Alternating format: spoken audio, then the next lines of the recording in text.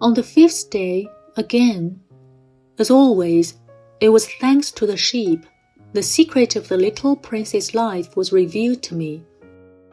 Abruptly, without anything to lead up to it, and as if the question had been born of long and silent meditation on this problem, he demanded, "A sheep, if it eats little bushes, does it eat flowers too?" "A sheep," I answered, "eats anything it finds in its reach." "Even flowers that have thorns?" "Yes, even flowers that have thorns." "Then the thorns, what use are they?"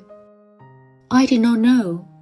At that moment, I was very busy trying to unscrew a bolt that had got stuck in my engine. I was very much worried, for it was becoming clear to me that the breakdown of my plane was extremely serious, and I had so little drinking water left that I had to fear for the worst. "The thorns, what use are they?"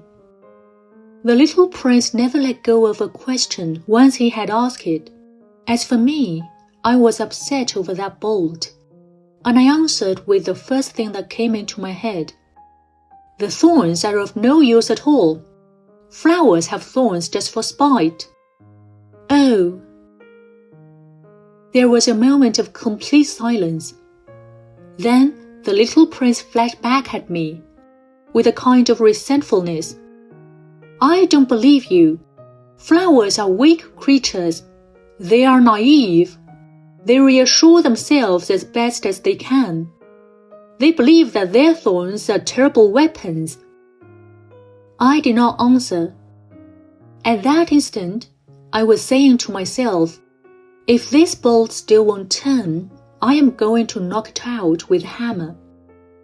Again, the little prince disturbed my thoughts.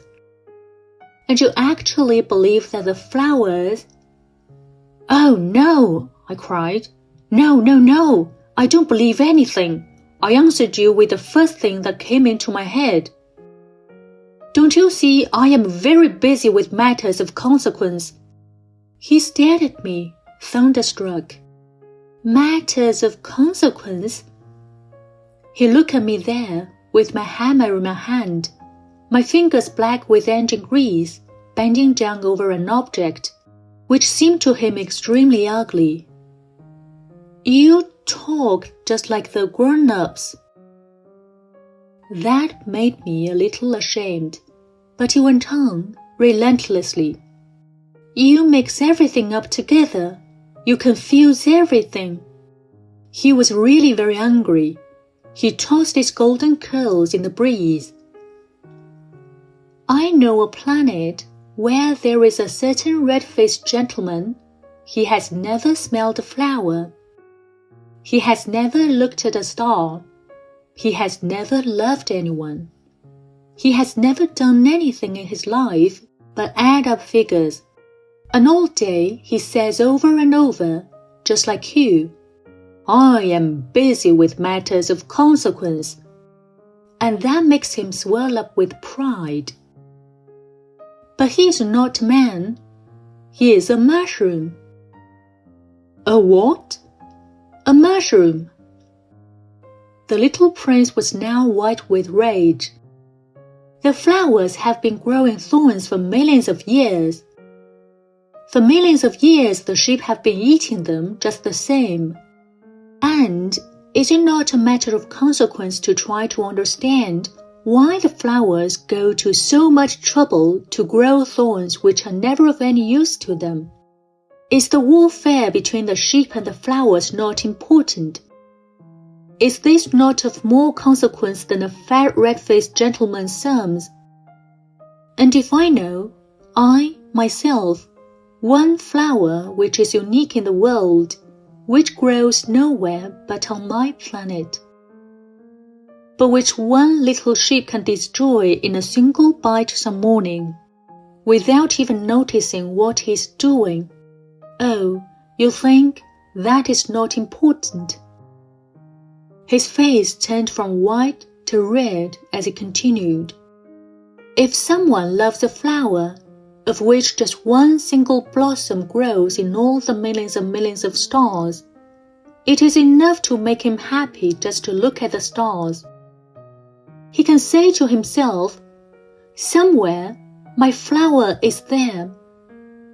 But if the sheep eats the flower, in one moment, all his stars will be darkened, and you think that is not important.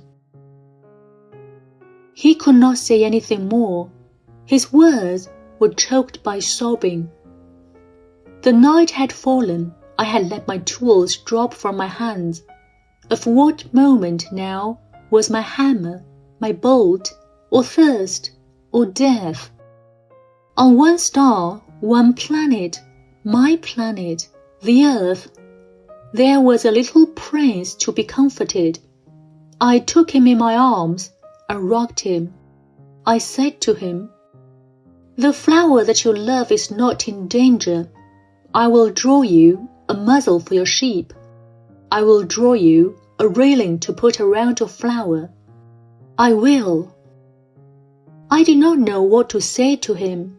I felt awkward and blundering. I did not know how I could reach him, where I could overtake him and go on hand in hand with him once more.